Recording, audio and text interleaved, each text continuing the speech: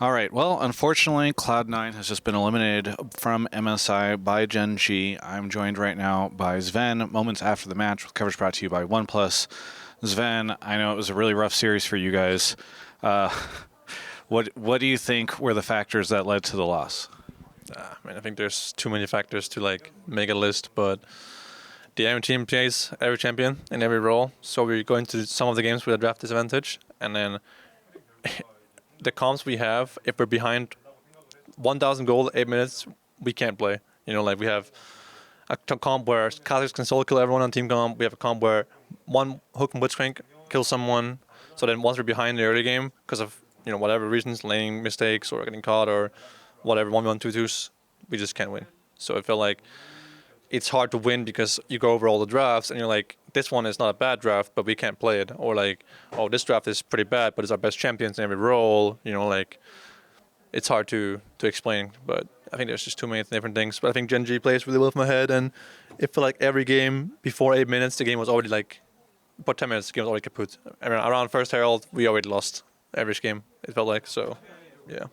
And do you attribute the 10-minute issue to draft, or do you think that's just them just being so solid as players? I think every game is something different, right? Like in the first game, we had a really good situation bot, we had a lot of pressure, and then we run to the Herald, we get outplayed, MSI top, I think just a bit mid, and then, Blabber dies, and then instead of us just giving it, we're calling like, hey, we should go fight, so I go face check, I can hook and die as well, and now instead of us just trading like some plays bot or like some farm, we just all die and lose the Herald anyways, and we got nothing, right? Then that game is over. Second game, I think we had a good bot situation again. Level 1 was really good for us. I used my flash for prior, but then level 1 we were afraid of Sion invading us, so Blabber started bot side. So then he couldn't stay around bot lane. But then when he left bot lane, we realized Wukong was actually not on bot side. He was on the top side, our top side camps. And then now Blabber is screwed, while I used my flash, which means when Wukong comes back from his clear, I can't play anymore. So even though we had a winning bot situation, Blabber's not fucked. And then when Blabber is unfucked, we lost the game at the Herald situation again. Yeah. So it's like every game something else. And in the third game, honestly, I don't even know. Just a dragon fight, I suppose. We go dragon and, we get the dragon, but it's ocean dragon, useless dragon, and then we get borderline aced. We all die. 2 people die, lose all sums, and then once again, now the bot lane matchup, which is a bad matchup, I think, isn't bad anymore. And they can just freely take over the map. Kha'Zix can solo kill anyone on our team now. So Fudge can't really sideline, he says. He has Umbral all wards like one shot instantly. So it's like, yeah, every game something different happens and it's just over. They do really well from my head. Do you think that Cloud9 today played on par with the way that you play in the LCS, or was this a situation where the team really struggled on the international stage more than maybe at home? I don't think we played well at all. I think there was a lot of individual mistakes from me and from everyone. We had some good situations in lane sometimes. I mean, I didn't watch the lanes closely, but Fudge got solo kill in the last game, and MS was doing well early game in the last game, for example, and he was doing well in farm in Sundra game, but just one bad thing happens as a team, and then they take over. So we had a lot of confidence today because we had a good scrim block yesterday against T1, and we were maybe we were coping. It's just scrim block, right? But we actually played a good game yesterday, a whole day. So I thought maybe we could beat because Gen G is worse than T1, right? So, but then today it all just came crashing down. Gen G played very different than we thought they would, and yeah. Do you think when you say it all comes crashing down, is that what happens in the match? Is it a situation where the first game goes so bad and it's hard for you guys to recover mentally in the second game, or is it just you guys just don't play well, they play really well? No, I don't think anyone tilted necessarily. I personally wasn't tilted. I mean, I made some bad mistakes, I think, in the Lulu game, going to the Herald. We were calling hey, we can still fight Herald even though Blabber's dead. And I'm like, okay. And then I'm walking and dying like a clown. So some bad mistakes like that, for example. But yeah, it feels maybe we're unconsciously, affected by it. But I don't think anyone was tilted, and we all just tried to win and play what we thought was best, and we just got outplayed. I think that it was looking fine lane phase, but every game something different happened, like the Dragon situation in game 3 or the Herald in game 1, game 2 as well, I guess. So yeah. So normally at MSI, there's only one team from each region, and maybe the NA team doesn't do well, or like EG last year, or EU doesn't. Here it's just a situation where you just saw hands down all 4 Eastern teams just crush all 4. Western teams. Do you think that that's just the state of everything right now? Is Worlds? I know Worlds is a while away, but like it feels like that's probably what this is going to look like again, right?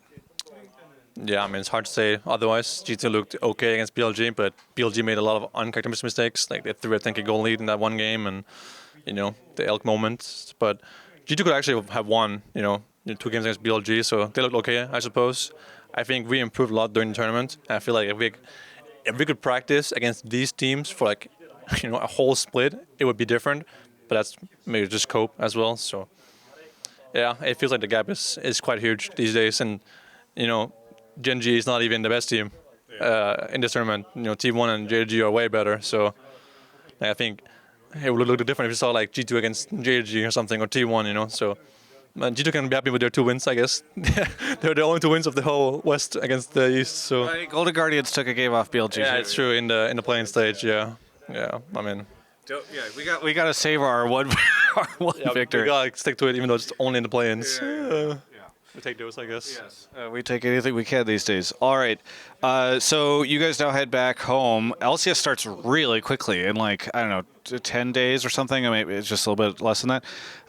What is that cool for you? Are you excited to just go back and like at least wreck some face back home? Or are you just like, oh my God, now we have to get back into LCS? I mean, I have mixed feelings about it. The first thing is that it's weird that our league starts so soon, considering that World starts so late. Yeah.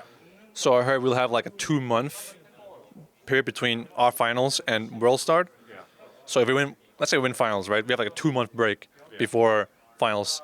So if we go scrim, we're playing on a patch that isn't even out yet.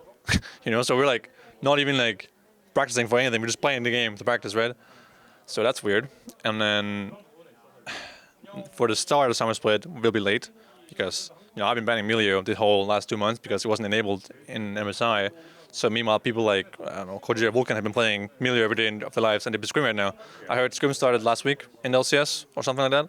So those teams have already practiced on new champs that I haven't, like you, me, and Melio in this case, for example, or new items coming out soon. So I think everyone's going to take a small break. I just want to play solo queue personally. I don't feel like burned out or anything. I think I just played a bad tournament, and as a team, we were outclassed, so we all look worse individually. I don't blame anyone personally. Yeah.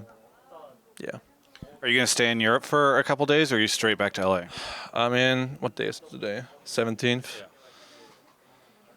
I think I wanted to go home originally, but we have like, acid day, like the content day. We have to go there and take photos and so I don't think there's time for it, even though I would like it. But yeah, I suppose we just have to go back, and I don't think we'll scrim much before LCS starts. We'll just take a week or whatever we can get off, and then we'll just scrim like 1 or 2 days. And I think, it's a common thing, like the MSI hangover. It's a real thing where you just tank a week or 2, and then if you can't win with suboptimal drafts and meta reads against LCS teams, then it's just whatever, and you just lose, and give people the break that they need.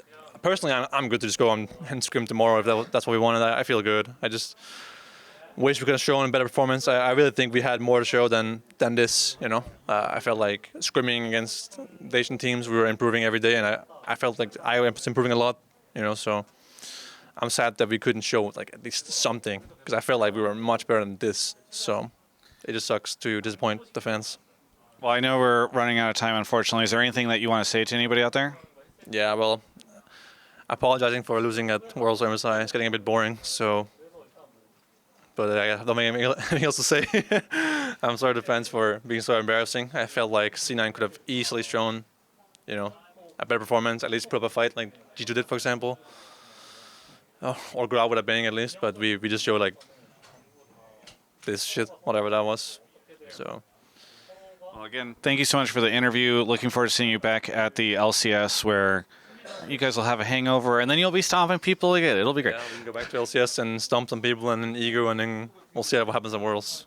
We will see what happens at Worlds. We don't have to worry about that right now. Thank you so much for the interview. For everyone else, you can check out the rest of my coverage of all things MSI right here on my YouTube channel. Thanks so much for watching that interview. Hope you really appreciate my MSI coverage, and if you do, You should also appreciate OnePlus for sending me out here. This is the OnePlus 11, which is now available. It's an amazing phone with a lot of really cool features for gamers, which it's just been really fun for them to send me this phone and for me to check it out. It's got an amazing camera system and so much more. And if you would like to check it out, one, you can go to the link in the description below, but also I've got an extra one. They sent me an extra one of these things. It's again, a really cool phone, and I'm going to be giving it out to one of you. So we're going to be doing a giveaway. Check my Twitter for more information on that. We're going to be doing it over the course of the event, but thank you so much to OnePlus for hooking me up, and hopefully we can hook you up too if you end up winning the giveaway. But either way, thank you so much to OnePlus, and thanks for watching my video.